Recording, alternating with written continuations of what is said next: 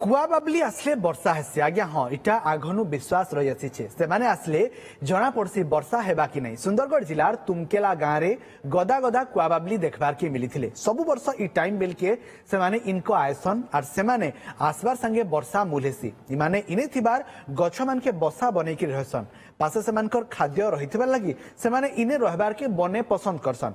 इने से माने छुआ देबार संगे ठीक धान हेबार समय से मान को खाद्य देसन। लुके बिल समान को इने सुरक्षा देसन। वन विभाग बिल इमानकर सुरक्षा लगी कामे लगी थीसन।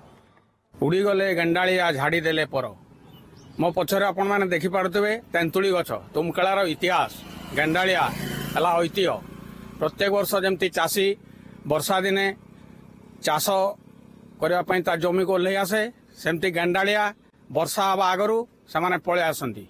आईएमडी वेदर रिपोर्ट फेल मारी जीवो किंतु गंडालिया आसिला माने वर्षा निश्चित। आमे जिते टेक्नोलोजी जुगर आसले वर्षार सूचना पाई ये गेंडालिया माने तांकर जो वर्षा तैयारी बा तांकर परिवार को प्रतिपोषण करने हजार हजार किलोमीटर रु से माने आसिकरी तांकर सुरक्षा दृष्टि ए अंचल से माने बास करते एवं बास करने समय से माने दुई स्वामी स्त्री से माने कितने सुंदर भाव में आपन काठ कुटा काटी आनी वर्षा तैयारी करने सांगरे अंडा भी देवे एवं परवर्ती समय तांकर पिलांकु से माने जो भल वर्षा हबो ठीक समय जो धान हम से समय से खाद्य को ठीक भाव माने प्रतिपोषण करके पिला ठीक भाव में देवे। तुमकेला ग्राम में पखापाखि 1000 ऊर्ध हम गेंडालिया बसवास करती। प्रति वर्ष से ठीक वर्षा समय को आसी था ठीक समय जो खाद्य मिले तेणु से खाद्य अन्वेषण आसती सहित से पाखर जो अच्छी तेंतुली गचर से बसा बांधती